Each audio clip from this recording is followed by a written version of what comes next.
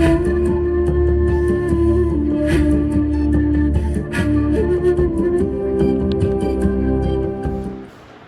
मेरे प्यारे भाइयों और बहनों, मैं हूं विकास वासने और आज मैं आपके लिए लेके आया हूं क्लास 10 का पहला चैप्टर जो कि है रियल नंबर्स।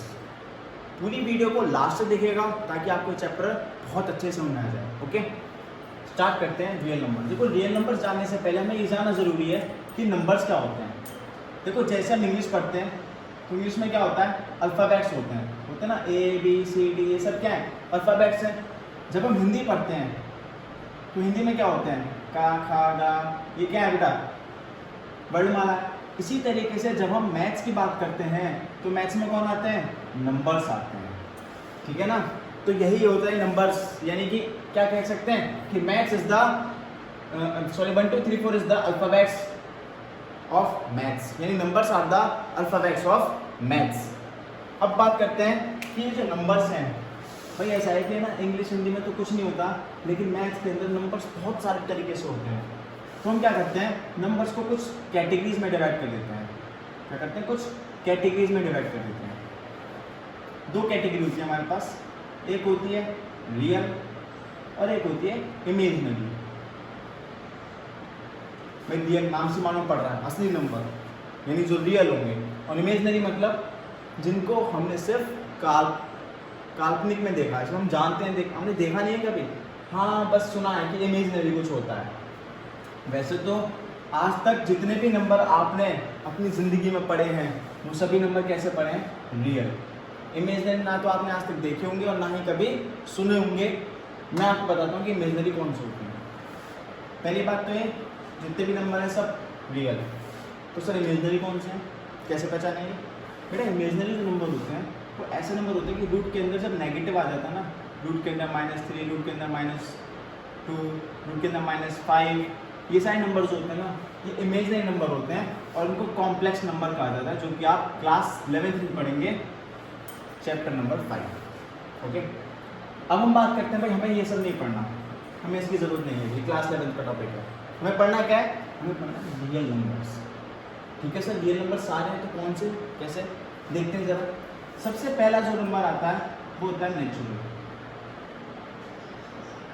नेचुरल में कौन से आते हैं, यानी 1 से लेके स्टार्ट होने वाले जितने भी नंबर होंगे अप टू इनफाइनाइट, वो सभी नंबर्स क्या होते हैं, नेचुरल नंबर होते हैं। ठीक है, बात करते हैं होल नंबर की। होल में क्या होता है बेटा, कंफ्यूज ना हो इसलिए इसमें होल आ जाता है।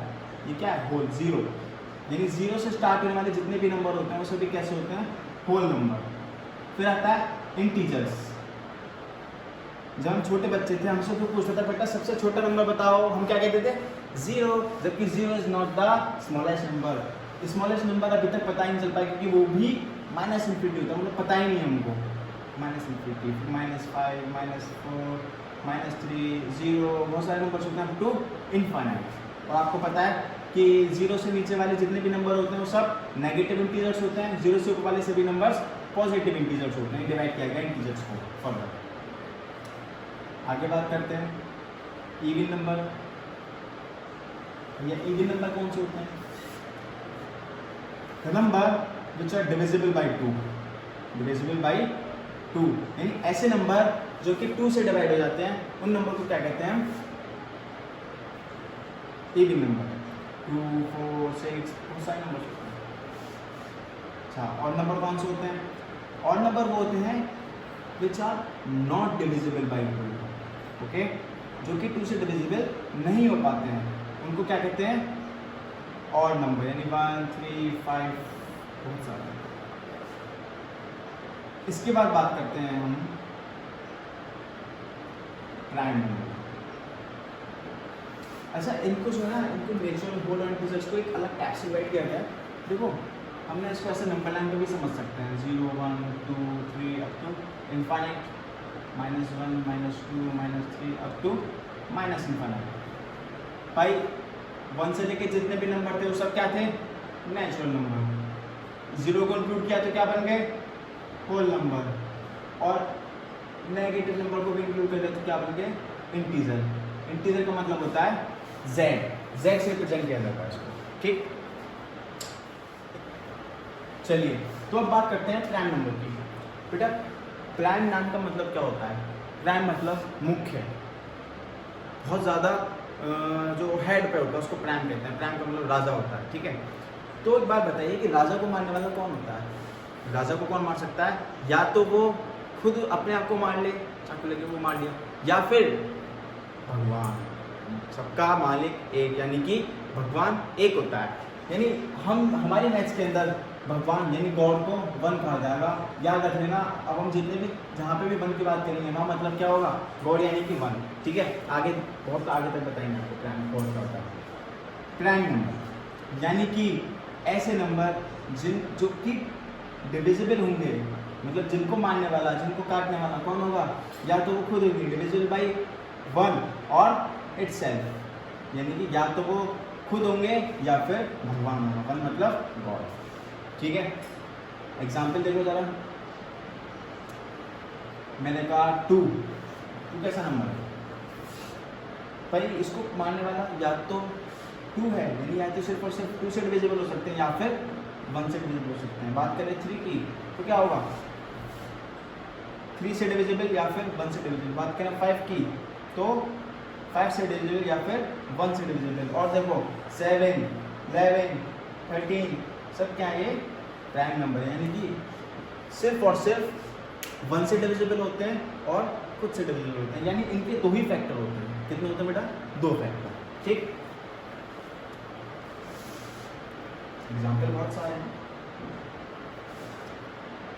2, 3, 5, 7, बहुत सारे एग्जाम्पल। बेटा आपको एक इम्पॉर्टेंट बात बताना चाहता हूँ कि 2 बहुत यूनिक है। इसमें यूनिक क्यों है? क्योंकि 2 ही एक ऐसा नंबर है जो कि प्राइम भी है और इवन भी है। यानी 2 ही एक ऐसा नंबर है जो कि प्राइम भी है और इवन भी है। बाकी पूरे नंबर सिस्टम के अंदर कहीं भी ऐसा नंबर नहीं मिलेगा जो इवन हो और प्राइम हो, ठीक है। इस बात को हाईलाइट कर लेना, याद रखना कि 2 is the even prime number, got it. अब बात करते हैं कंपोजिट नंबर की।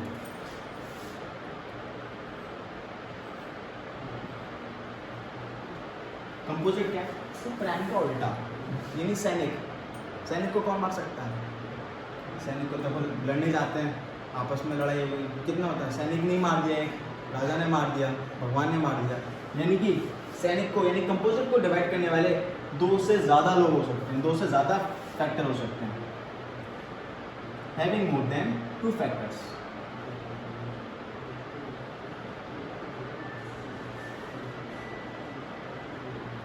एग्जाम्पल, चलिए सिंपल सा एग्जाम्पल देता हूँ। 4, देखो 4 को डिवाइड करने वाला सबसे पहले तो 1, फिर 2 और फिर 4, होगा ना 2 से ज़्यादा फैक्टर। और देखो 6, 1, 2, 3 और 6।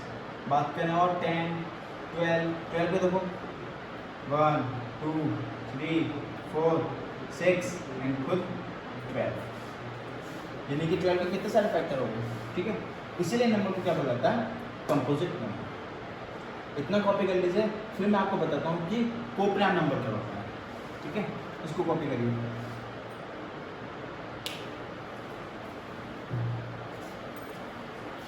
इतना समझ आया आप लोगों को? अगर इसमें कुछ समझ में नहीं आया आप कमेंट करके मुझे बताइएगा कि इसमें मुझे समझ में नहीं आया, मैं आपको दोबारा बताऊँगा।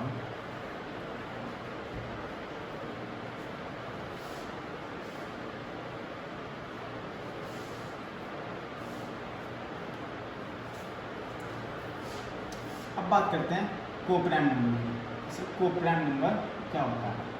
ये ऐसे 2 नंबर होते हैं, ये हमेशा पेयर में आते हैं, ठीक है ना। अ पेयर ऑफ 2 नंबर्स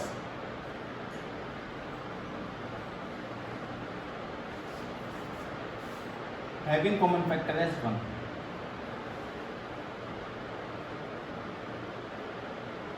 अच्छा कहोगे सर क्या लिख दिया, इसमें समझ नहीं आ रहा बेटा। ऐसे 2 नंबर जिनको काटने वाला सिर्फ और सिर्फ भगवान होगा, यानी कि 1 होगा। फॉर एग्जाम्पल 2 एंड 3, इन दोनों को बात करें, ऐसा नंबर बताओ कॉमन नंबर जो कि दोनों को काट सकता हो, तो कौन है कोई नंबर बताओ? कोई है? सिर्फ 1 काट सकता है। 1 2 is 2 and 1 3 is 3।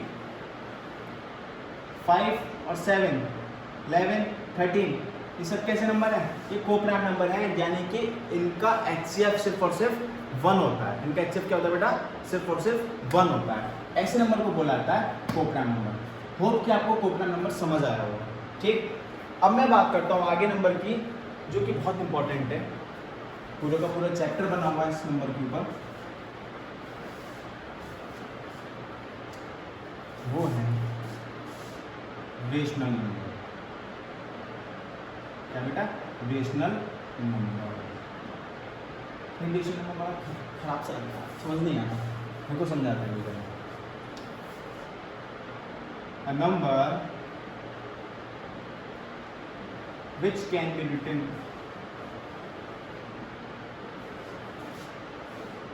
in the form of P upon Q।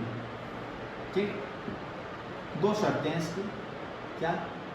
Q 0 के बराबर नहीं होना चाहिए, where Q is not equal to 0। और दूसरी शर्त क्या है कि P and Q are coprime।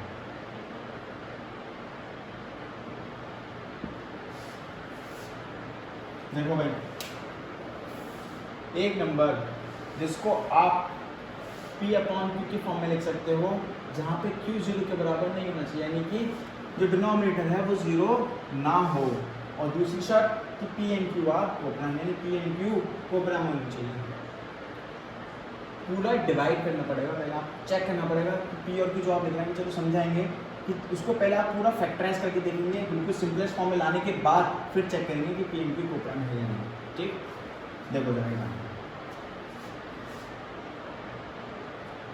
बताओ, 7/11 चेक करते हैं क्या ये रेशनल नंबर है? देखो P अपॉन Q की फॉर्म में लिखा हुआ है, उसका मतलब पहली बात तो ठीक है, जो उसने कहा था कि हाँ होना चाहिए P अपॉन Q की फॉर्म में, P अपॉन Q की फॉर्म में है। दूसरी बात कि Q 0 के बराबर नहीं चाहिए। क्या 11 0 के बराबर नहीं, Q 0 के बराबर नहीं, यानी पहली कंडीशन हमारी सेटिस्फाई हो गई। फिर P and Q कोप्राइम होनी चाहिए। देखो जरा 7 और 11 कोप्राइम है या नहीं है? बिल्कुल है सर। P and Q कैसे हैं यहाँ पे? कोप्राइम। इसी तरह इनको क्या कह सकते हैं? इनको क्या कह सकते हैं बेटा? कि दे आर रेशनल नंबर। ठीक, इनको क्या बोल सकते हैं? ये रेशनल नंबर है। और एग्जाम्पल देखो, 2/3, 1/7, 5/11, सब क्या बेटे? सभी रेशनल नंबर है। 2 ये कैसा नंबर है? ये भी रेशनल है, क्योंकि इसकी मीन्स हम खुद से 1 लगा सकते हैं। P अपॉन Q की फॉर्म हो गई, Q 0 के बराबर नहीं है, और P और Q क्या है? कोप्राइम है। यानी कि जितने भी सिंगल नंबर भी होंगे 11, 13, 12, 6, 8, 9, सब क्या है? सभी रेशनल नंबर हैं। सभी नंबर कैसे हैं? रेशनल, क्योंकि सबके नीचे 1 लगा सकते हैं ना, क्योंकि सब क्या हो गए? P अपॉन Q की फॉर्म में आ गए, Q 0 के बराबर नहीं हो रहा, और P और Q कोप्राइम हो गए। इससे इसको क्या कह रहे हैं बेटा? कि ये रेशनल नंबर है। समझ आया? ठीक है सर, रेशनल तो समझ आ गया, लेकिन फिर ये रेशनल क्या चीज़ है? रेशनल समझते हैं, इसको कॉपी कर लीजिए।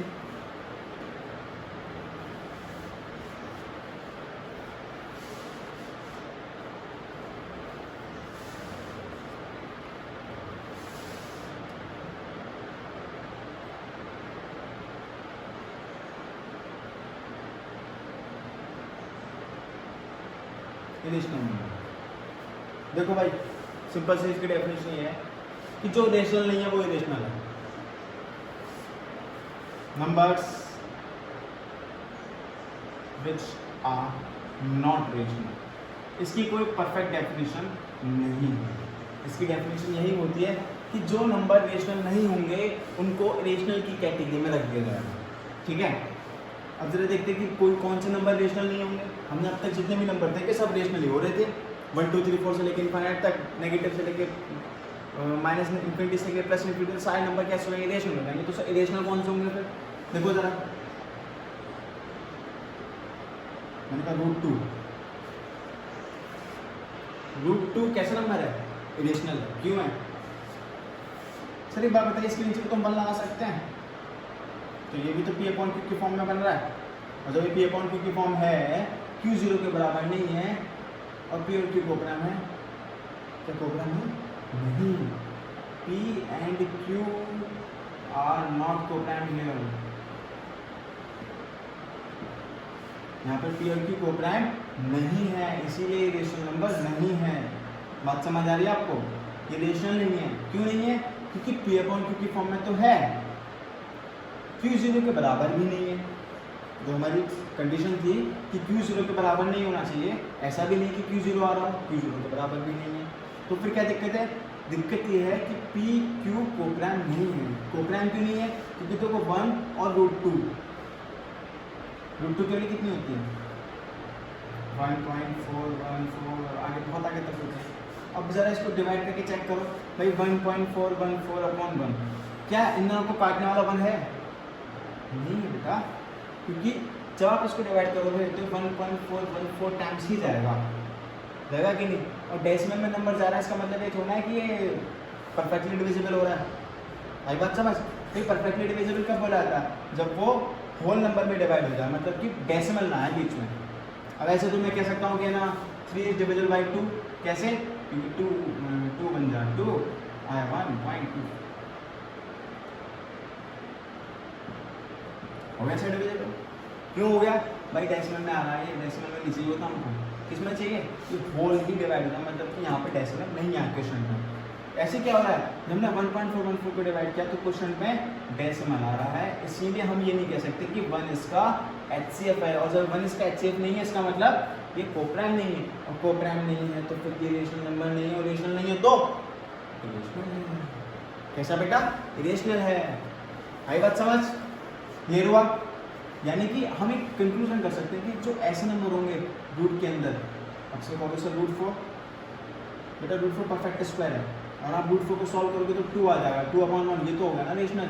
तो ऐसे नंबर जो कि परफेक्ट स्क्वायर नहीं होते और रूट के अंदर हैं, उन सभी नंबर को क्या कह दिया जाता है कि वो नंबर इरेशनल नंबर है। समझ आ गया अच्छे से? इस सबको कॉपी कर लीजिए, फिर अब चैप्टर की तरफ आगे बढ़ते हैं। आई होप कि आप सभी को नंबर समझ में आ गया होगा कि नंबर्स को कैसे कैटेगराइज किया गया, ठीक है? इजी था, कुछ दिक्कत नहीं है। चलिए अब ऐसा है कि आप इस चैप्टर को पढ़ना स्टार्ट करते हैं। तो चैप्टर नहीं पढ़ा, मैंने सिर्फ ये जाना कि नंबर्स कैसे डिवाइड किए हैं। अब पढ़ते हैं चैप्टर। चैप्टर के अंदर हमें टोटल टॉपिक्स पढ़ने हैं 4। क्या क्या टॉपिक्स हैं? पहला टॉपिक है यूक्लिड डिवीजन लेमा।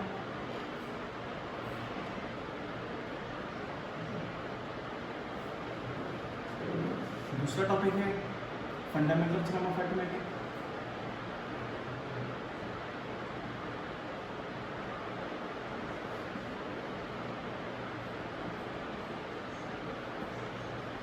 तीसरा topic proving irrational number, irrational proof करना है। The last one is revising irrational number.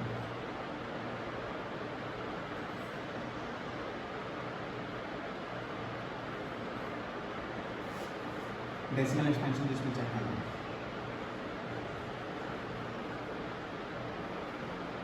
ठीक, हमें ये सिर्फ और सिर्फ 4 टॉपिक पढ़ने हैं और हमारा चैप्टर कंप्लीट।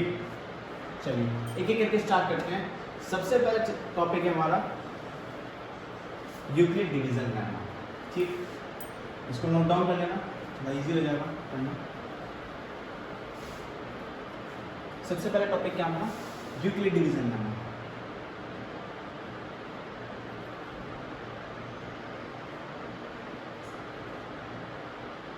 जब जैसे ही हम चैप्टर के अंदर घुसे, चैप्टर घुसते क्या मिलता है? एक अंकल मिलते हैं, यूक्लिड अंकल। वो हमें बताते हैं बेटा यूक्लिड डिवीजन लेमा। उन्होंने अपने नाम पर एक लेमा बनाई थी, एक एल्गोरिथम बनाई हुई थी, वो हमें बताया। वो क्या कहती है उसको समझना है। पहले मैं स्टेटमेंट लिख रहा हूँ, उसको कॉपी कीजिएगा। Any number can be represented in the form of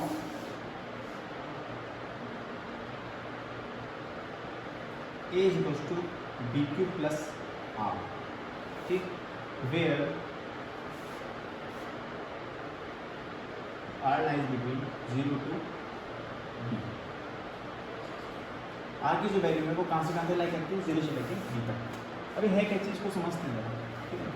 ये समझ में तो आगे statement any number can be represented in the form of a equal to b q plus r, जहाँ पर आर की जो वैल्यू है वो 0 से लेके बी तक लाई करती है, बी से छोटी रहेगी और 0 से स्टार्ट होती है, ठीक है ना। ऐसा होता है कि हम किसी भी बच्चे को, कोई बच्चा है जैसे हमारा कोई दोस्त है, तो हम या तो डायरेक्टली उसका नाम ले दें कि पंकज दोस्त है मेरा, या फिर मैं बोलूँ उससे घुमा फिर आगे कि उनका लड़का जो वहाँ रहता है वो क्या है, मतलब उसी को पॉइंट कर रहा हूँ ना, लेकिन थोड़ा घुमा के। या मैं ऐसे बोल रहा हूँ कि उस एरिया में रहता है, श्रीनगर में रहता है, जो भी XYZ, और वाला एड्रेस ही है उसका, तो क्या होगा, मैं उसी लड़के को पॉइंट आउट कर रहा हूँ और घुमा कर आके, या तो मैं डायरेक्टली नाम ले दूँ उसका, या फिर ऐसे घुमा के ऐसे क्या कर रहा हूँ, उसी को पॉइंट आउट कर रहा हूँ। ऐसे ही यहाँ पर होता है कि अगर आपके पास कोई नंबर है सपोज 12, क्या तो आप डायरेक्टली इसका नाम ले दीजिए 12, है ना, या फिर इसका तरीका ये है कि आप इसको ऐसे लिखो 2 × 6 + 0, बताओ जरा इसका मतलब क्या होगा, 2 × 6 = 12, 12 + 0 12। या मैं इसको ऐसे लिख सकता हूँ 3 × 2 प्लस, ऐसे लिख सकते हैं 5 × 2 + 2, देखो जरा 5 × 2 = 10, 10 + 2 12। ऐसे लिख सकते हैं 6 × 2 + 0, या 7 × 1 + 5। सब क्या है भाई, या तो मैं डायरेक्टली नाम ही ले देता ना, 12, यहाँ से भी 12 आ रहा है, यहाँ से भी 12, यहाँ से भी 12, यहाँ से भी 12, यानी यही काम यूक्लिड डिवीजन लेमा हमसे कराती है। वो ये कहती है कि any number can be represented in the form of a = bq + r। वो यही तो है कि ये a हो गया, ये क्या हो गया, a = bq + r। देखो जरा, ये है आपके पास b, ये q और ये r, और ये क्या है, यही तो है हमारे पास यूक्लिड डिवीजन लेमा, यही तो है a = bq + r, है कि नहीं। यानी हमने क्या किया कि एक नंबर को अदर फॉर्म में रिप्रेजेंट करके दिखा दी। यही कहता है कि any number can be represented in the form of a = bq + r, जहाँ पे r की जो वैल्यू है वो 0 से b के बीच में लाई करती है, ठीक है।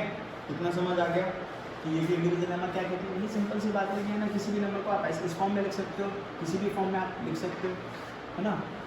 अब मैं आपसे एक बात पूछना चाहता हूँ कि ऐसा क्यों हुआ कि r की वैल्यू 0 से लेकर b तक लाई कर दी, ऐसा क्यों, b क्यों नहीं आ रही और b से बड़ी क्यों नहीं आ रही। भाई ये भी तो जानना एक ज़रूरी है कि भाई b क्यों नहीं आ रही वैल्यू, b से बड़ी क्यों आ रही है, वो b से छोटी क्यों आ रही है। वो इसीलिए एक बात बताओ जरा, मैंने 12 दिया है ना, और क्या किया, सपोज 7 वाला लिखा, मैंने कहा 7 बन जा 7, क्या हुआ, 5 आ गया। भाई ये रिमाइंडर ही तो है, ये क्या कर रहे हैं, ये सब क्या है, डिवीजन ही तो कर रहे हैं। 7 × 1 7 × 7 कितना बचा 5, तो 5 की जो रिमाइंडर की वैल्यू हमेशा इस जो डिवाइजर होता है उससे छोटी तो आती है। या मैंने ऐसे लिखा, देखो जरा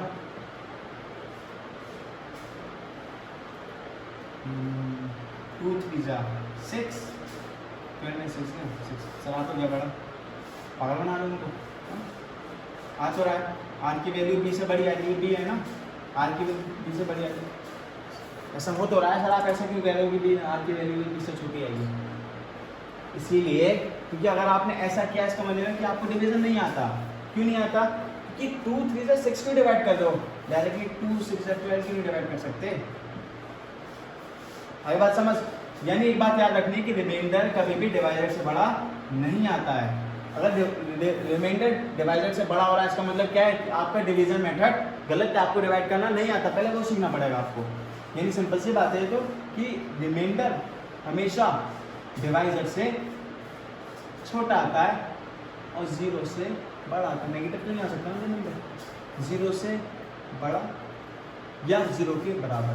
रिमाइंडर 0 भी हो सकता है, देखो यहाँ रिमाइंडर 0 आया है ना, यहाँ पे क्या है 0 से बड़ा।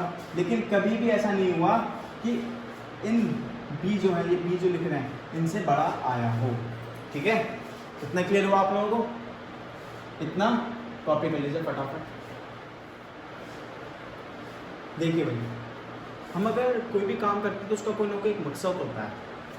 हम पढ़ रहे हैं, क्यों पढ़ रहे हैं? क्योंकि हमें इंजीनियर, डॉक्टर, कुछ ना कुछ बनना है ना। सबसे पहला मकसद तो हमारा ये है कि हमें 10th क्लास के बोर्ड के एग्जाम देने हैं। तो इसी तरीके से हमने पहली चीज़ पढ़ी यूक्लिड डिवीजन लेमा, उसका कोई यूज़ है ना, तभी तो पढ़ रहे हैं। वो क्या यूज़ है?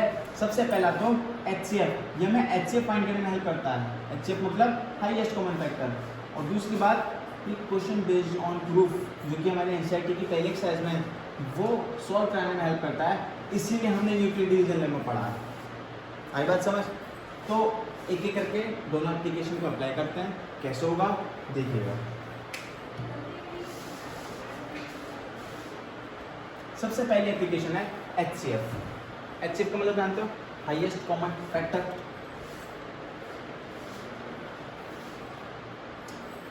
सपोज करिए आपको दो नंबर दिए गए, मैं एग्जांपल लेके सॉल्व कर रहा हूँ, ठीक है। सपोज 52 एंड 110, ठीक है। अब आपसे बोला गया कि आपको इन दोनों का HCF फाइंड करना है with the help of Euclid division lemma. तो क्या तरीका वो मैं आपको बताऊँगा। सबसे पहले तो आपको चेक करना पड़ेगा कि जो दो नंबर आपको दिए गए हैं उन दोनों में से बड़ा नंबर कौन सा है। बड़ा कौन सा है? 110। यानी कि आपको इस नंबर को रिप्रेजेंट करना पड़ेगा इन द फॉर्म ऑफ 52। मैंने तरीके कई बताए थे, यूक्लिड डिवीजन लेमा में हमने राइट नंबर को शो करके दिखाया था ना। ऐसे में क्या करना है कि इस नंबर को रिप्रेजेंट करना है इन the form of this number. Okay, चलो स्टार्ट करते हैं। हियर, अच्छा काम करो पहले यूक्लिड डिवीजन लेमा अप्लाइंग, ये मैं बता भी तो चलना चाहिए किससे करना है। Applying Euclid division lemma, short में EDL। यहाँ पर क्या है कि जो बड़ा वाला नंबर उसको आप A बोलेंगे और जो छोटा नंबर है उसको B, ठीक है। इतना काम करेंगे। फिर आपको क्या करना है कि जो A है भाई, यूक्लिड डिवीजन लेमा क्या था? A = BQ + R। वही काम करना है कि A 110 को रिप्रेजेंट करना है इन टर्म्स ऑफ 52। तो क्या होगा? साइड में शॉर्ट करके देख लीजिए।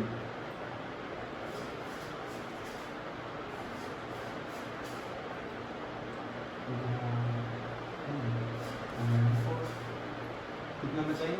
6। मैंने इन्हें लिख दिया 52 × 2 + 6। देखो जरा 110 को इस फॉर्म में लिखा, A = BQ + R। कैसे? 52 × 2 कितना हो जाएगा? 104। 104 + 6 कितना आ गया? 110। है तो वही बात, यूक्लिड डिवीजन लेमा तो यही कहती है ना। हमें ये जब तक करना है जब तक इस R की वैल्यू 0 नहीं हो जाती, ठीक है। हियर R कितना है? 6। Again applying Euclid division lemma.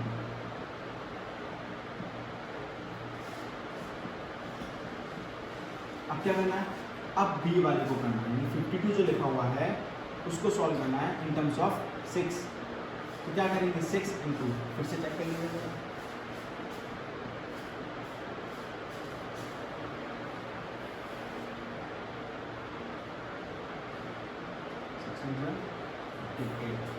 बचा 4, ठीक है।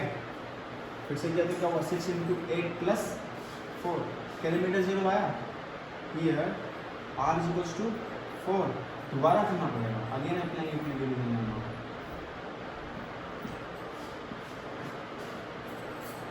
हमें ये जब तक करना जब तक R की वैल्यू 0 नहीं आ जाती। अब क्या करेंगे? इस 6 को, यानी 6 को बनाएंगे A और जो रिमाइंडर होता है उसको बनाते हैं B, यानी 4। अब क्या होगा? 6 कैसे लिख सकते हो? तो डायरेक्टली आप जानते हैं 6 4 × 1 + 2, क्या रिमाइंडर आएगा? 0 नहीं आया, दोबारा लगाइए। Again applying Euclid division lemma. क्या होगा? 4 = ये नाम है ना 2 × 2 + 0। आगे ना रिमाइंडर 0, तो ये सब रिमाइंडर 0 आ जाएगा और जो B वाली वैल्यू होगी यही हमारा क्या होगा बेटा? HCF होगा। यहाँ क्या हुआ?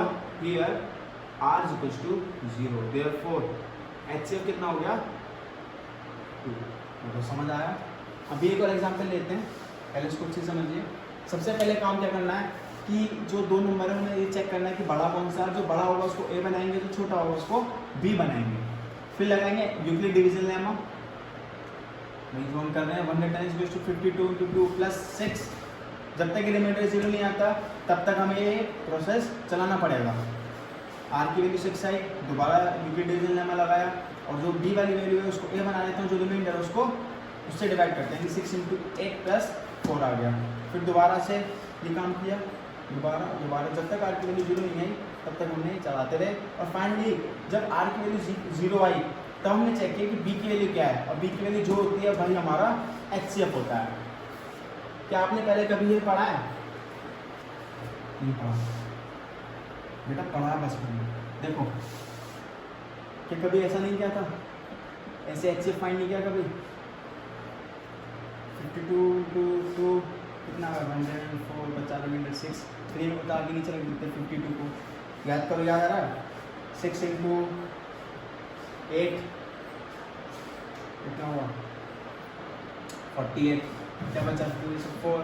फिर दोबारा 6 को उठा के नीचे रखा, 4 × 1 = 4, रिमाइंडर बचा 2। फिर 4 ले आया यहाँ पे 2 × 4, रिमाइंडर आ गया 0। ये वाला HCF होता था, याद है? तो यही तो है, यही तो HCF है। तो बेटा सब कुछ वही है जो आप पहले पढ़ चुके हो, लेकिन क्या है जब आप क्लास 10th में आ चुके हो तो कुछ तो वही नया होगा। तो ये यूक्लिड डिवीजन लेमा के हेल्प से वही किया है जो हम पहले करते आए हैं। समझ आ गया? अभी इसको कॉपी करिए, फिर एक एग्जाम्पल और लेते हैं। चलिए कॉपी।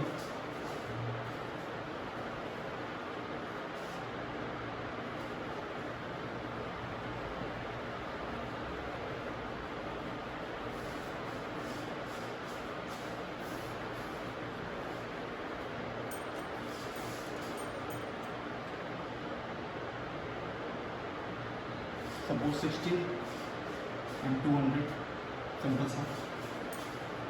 क्या करना पड़ेगा? चेक करना है कौन बड़ा है, 200 बड़ा है। तो A = 200 और B = 60। चलो अप्लाई यूक्लिड डिवीजन लेमा। क्या होगा? A = BQ + R। तो क्या होगा? A की वैल्यू कितनी है 200, B कितना है 60 × 3 कितना हो गया 180 + 20। अब क्या करेंगे? आर की वैल्यू 20 नहीं आई, दोबारा से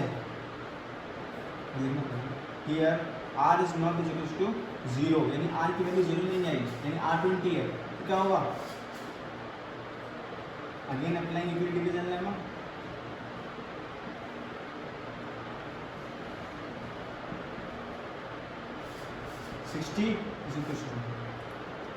according to R 20 × 3 + 0 आ गया ना 0, ये हो गया HCF।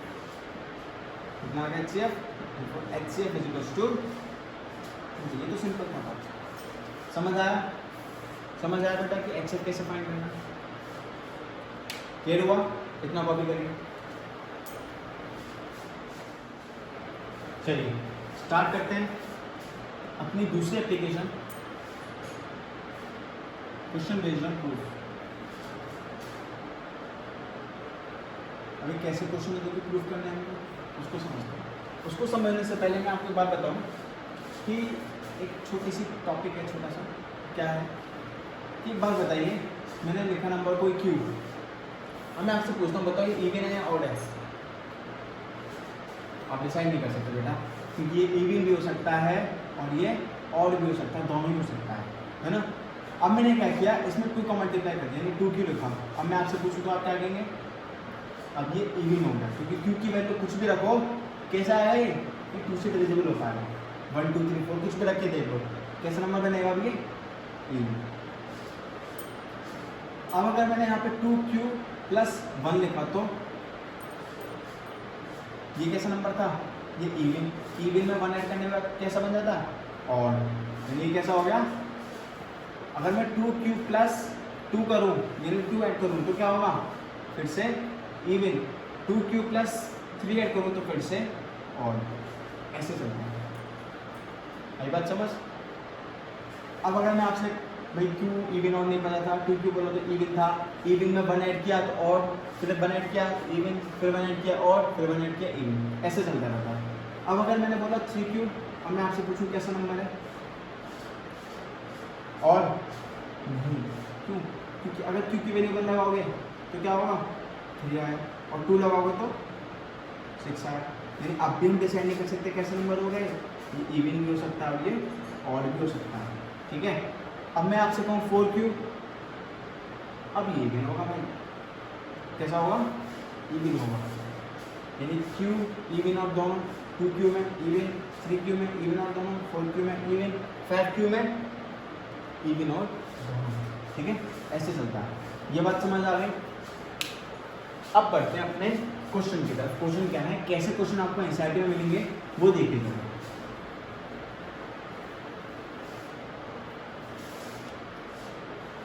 क्वेश्चन का नाम, ठीक है,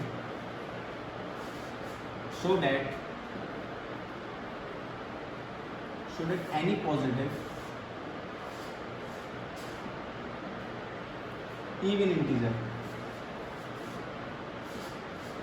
is of the form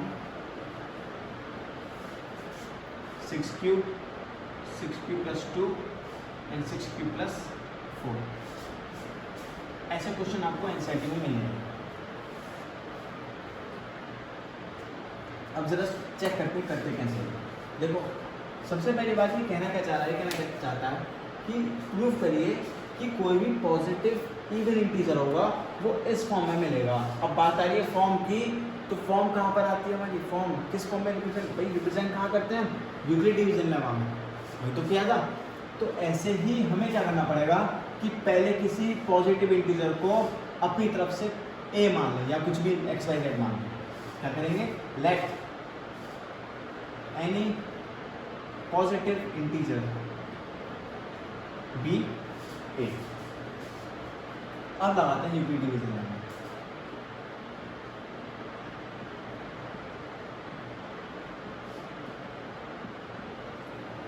with किसके साथ, a एंड b। भाई b क्या माने यहाँ पे, अब ये तो ठीक है हम a को रिप्रेजेंट करते हैं, b क्या करें, b बेटा आपको डिसाइड करना पड़ेगा अकॉर्डिंग टू क्वेश्चन। अगर क्वेश्चन में यहाँ पे 6q प्लस 2 लिखा हुआ है तो b आएगा 6, अगर 5q प्लस ऐसा लिखा हुआ है तो क्या आएगा b 5, मतलब जो यहाँ पर होगी ना वैल्यू उसके अकॉर्डिंग हम ये b डिसाइड करते हैं, ठीक है। अगर 9 है तो 3 ले सकते हैं क्योंकि मल्टीपल है, 4 है तो 2 ले सकते हैं, ठीक है ना, स्क्वायर और क्यूब वाले में आता है। खैर अब यहाँ तो डायरेक्टली सिर्फ और सिर्फ इवन और ऑड प्रूव करना है, तो क्या होगा कि ये इसके अकॉर्डिंग आप डिसाइड करेंगे कि b की वैल्यू क्या लेंगे, ठीक है। तो यूक्लिड डिवीजन लेमा लगाना है with a and b is equals to 6। अब जरा देखो a is equals to b q plus r, ये तो होता है हमारा यूक्लिड डिवीजन लेमा, है ना। तो a इज इक्वल्स टू यहाँ b कितना है 6q प्लस r, और कंडीशन बताई थी कि r की वैल्यू कहाँ से कहाँ तक लाई कर सकती है, 0 से लेके 6 तक, यानी 6 इंक्लूड नहीं होगा, है ना। तो फिर पॉसिबल वैल्यूज क्या क्या होंगी, पॉसिबल वैल्यूज ऑफ r क्या क्या होगा बेटा, देखो 0 1 2 3 4 एंड 5, 6 तो इंक्लूड होगा नहीं, है ना। तो ये पॉसिबल वैल्यूज आ गए आपके पास। अब जब ये पॉसिबल वैल्यूज आई हैं तो हम सारी वैल्यू यहाँ पुट करके देख लेते हैं, यानी आपके पास टोटल रिप्रेजेंटेशन जो हो सकती हैं इस नंबर की वो आ जाएंगी।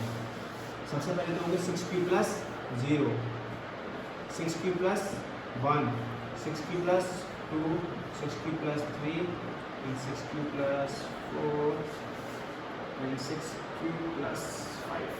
ये सब एक ही रिप्रेजेंटेशन होगी यूजिंग यूक्लिड डिवीजन लेमा, ठीक है। अब एक बात बताओ, मैं आपसे पूछना चाहता हूँ एक बात कि मैंने भी आपको बताया था कि अगर q कोई नंबर है तो फिर 2q 4q एंड 6q ये नंबर कैसे होते हैं, इवन होते हैं, बताइए अभी। तो फिर उसने हमसे क्या पूछा है, इवन नंबर ही पूछा है, और फिर इवन कौन कौन से हो गए, तो कई नंबर इवन हो गए। ये कैसा हो जाएगा, जब भाई ये इवन है उसमें 1 ऐड किया तो ये क्या हो गया, ये इवन, तो फिर ये हो गया ऑड, फिर 1 ऐड किया तो ये इवन, ये हो गया ऑड, ये इवन और ये हो गया आपके पास ऑड। हमें कौन से चाहिए, इवन वाले चाहिए। इवन वाले कौन कौन से हैं, एक ये है, एक ये है और एक ये तो मानना था। Therefore even positive integer are कौन कौन सा होगा बेटा? एक तो हो गया 6q plus 2 and 6q plus 4, यही है ना? 6q plus 2 and 6q plus 4, ये इवन आ गया। यही तो प्रूफ करना था, चेक कर लो। यही तो मैं प्रूफ करना था बेटा। 6q प्लस 2 6q प्लस 4 के फॉर्म में आना है। आई बात समझ? दोबारा समझिए एक बार जल्दी से कि उसने हमसे बोला था कि प्रूफ करना है कोई भी पॉजिटिव इवन नंबर होगा तो वो इस फॉर्म में होगा। हमने कहा ठीक है। हमने कोई भी पॉजिटिव इंटीजर को a माना, यूक्लिड डिवीजन में लगाई फिर a एंड b की वैल्यू को हमने क्या मान लिया? 6। ठीक है, b की वैल्यू को हमने 6 माना इसके अकॉर्डिंग। यूक्लिड डिवीजन में लगाई a equals to 6q plus r लगाया, b की वैल्यू 6 लगाई तो क्या हुआ? r की पॉसिबल वैल्यूज क्या क्या होती हैं? 0 से लेके 6 तक लिख दिया हमने 0 1 2 3 4 5। उसके बाद सभी को रिप्रेजेंट किया, चेक किया कौन से इवन है कौन से ऑर्डर है। जो इवन वाले थे उनको अलग कर लिया। तो हो सकता है वो क्वेश्चन थोड़ा घुमा भी दे, कहते कि शो दैट एनी पॉजिटिव और integer is of the form 6q plus 1 6q plus 3 and 6q plus 5। तो आप ऑड वाले सिलेक्ट करके लिख देंगे यहाँ पे। आई बात समझ? इजी है ना? इसका एक टाइप और देखिए जरा। इसका एक टाइप के क्वेश्चन आपको मिल जाते हैं स्क्वायर और क्यूब वाले।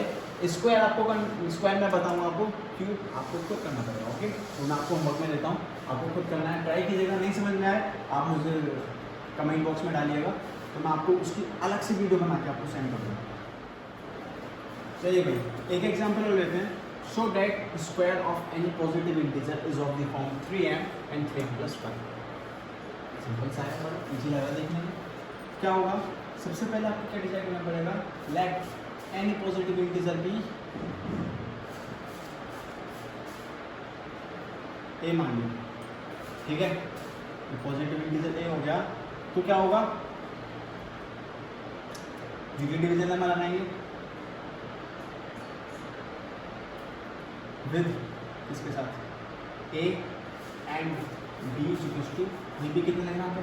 3 है ना, तो 3। चलो तो a equals to bq plus r होता है, तो a equals to 3q plus r हो गया। ठीक है, r की पॉसिबल वैल्यूज क्या हो सकती हैं? भाई r कहाँ से कहाँ तक लिया जाएगा? 0 से लेके 3 तक। पॉसिबल वैल्यूज क्या क्या हो गई?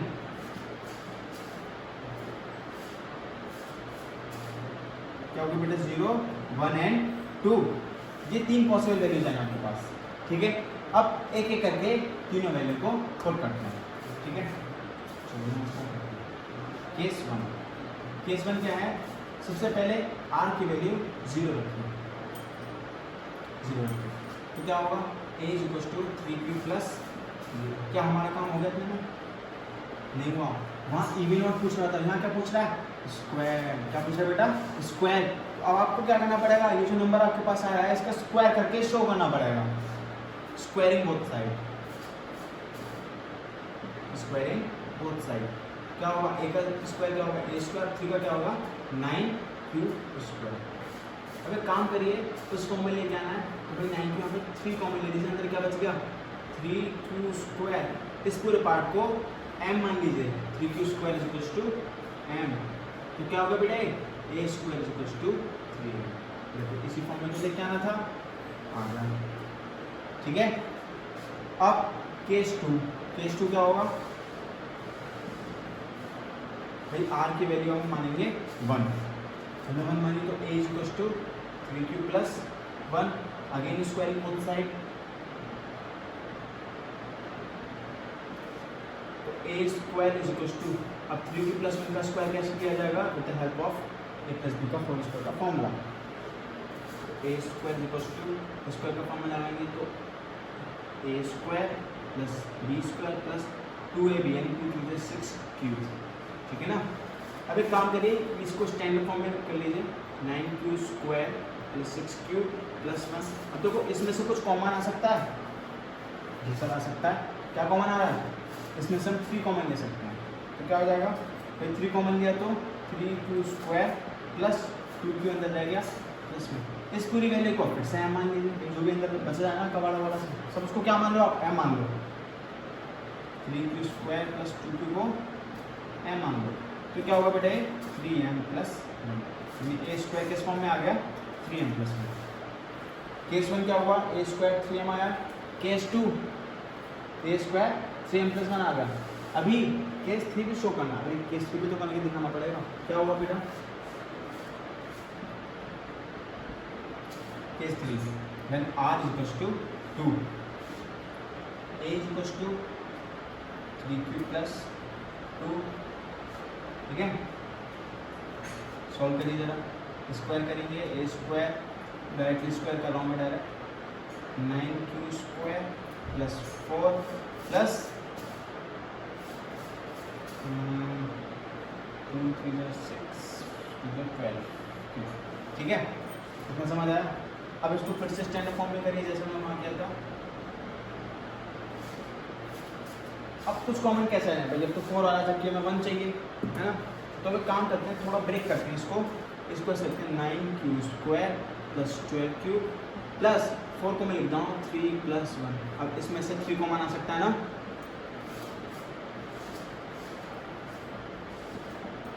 आई बात समझ भाई। इसमें से मैंने पूरे में से 3 कॉमन ले लिया, तो क्या बचेगा 3q स्क्वायर 4q और 3 बाहर आ गया तो 1, एक 1 पहले से ही बाहर चलता था। अब इस पूरी वैल्यू को m मान लीजिए, 3q square plus 4q plus 1 is equal to m, तो फिर क्या होगा 3m plus 1। Again a square की वैल्यू कितनी आ गई 3m प्लस 1 आ गई। यही प्रूफ करना था कि square of any positive integer is of the form 3m and 3m plus 1, इसके अलावा कुछ नहीं आ सकता। और यही आया है कि जब हमने पहली बार स्क्वायर किया तो 3m आया, कि r की वैल्यू 1 लगाने पे यहाँ पे आ गया 3m प्लस 1 ये रहा, और केस 3 लगाने पे यानी r की वैल्यू 2 लगाने पे a square equal to 3m plus 1, फिर से 3m प्लस 1 ही आया है। यहाँ पर आपके सभी टाइप के क्वेश्चन मतलब जो यूक्लिड डिवीजन लेमा से होते हैं वो हो गए। बस एक क्वेश्चन एनसीईआरटी में है, वो स्क्वायर के बदले यहाँ पर क्यूब है, और ऐसे है 9m और 9m प्लस 8। ये क्वेश्चन आपको खुद से ट्राई करना, बहुत ईजी क्वेश्चन है। जैसे स्क्वायर किया ऐसे वहाँ क्या करना है आपको क्यूब करना। ट्राई कीजिएगा, अगर नहीं होता है तो आप मुझे कमेंट बॉक्स में जरूर बताइएगा कि सर हमसे नहीं हुआ, आप खुद बता दीजिए तो मैं बताऊँ आपको, ठीक है। इतना कॉम्प्लिकेटेड